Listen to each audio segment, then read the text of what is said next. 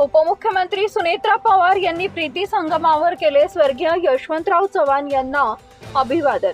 उपमुख्यमंत्री सुनेत्रा अजित पवार यांनी आज कराड येथील प्रीती संगमावर महाराष्ट्राचे शिल्पकार व पहिले मुख्यमंत्री स्वर्गीय यशवंतराव चव्हाण यांच्या समाधीस्थळी पुष्पचक्र अर्पण करून अभिवादन केले। यावेळी मदत व पुनर्वसन मंत्री मकरंद पाटील, राज्य महिला आयोगाचे अध्यक्ष रुपाली चाकणकर, खासदार सुनील तटकरे, खासदार नितीन पाटील, माजी खासदार श्रीनिवास पाटील, माजी आमदार बाळासाहेब पाटील, जिल्हाधिकारी संतोष पाटील, पोलीस अधीक्षक तुषार दोशी, कराडचे नगराध्यक्ष राजेंद्र सिंह यादव यांच्यासह विविध संस्थांचे पदाधिकारी उपस्थित होते।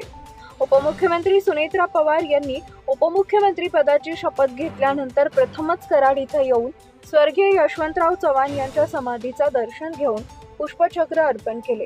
राज्याचे माजी उपमुख्यमंत्री स्वर्गीय अजित पवार यांचे आणि स्वर्गीय यशवंतराव चव्हाण यांच्या समाधी स्थळाचं नातंही अत्यंत जिव्हाळ्याचं होतं। ते वारंवार कराड इथं येऊन स्वर्गीय यशवंतराव चव्हाण यांच्या समाधीचे दर्शन घेऊन अभिवादन करत होते। त्यांची आठवण यावेळी उपस्थितांना झाली। Subscribe now and press the bell icon. Never miss an update.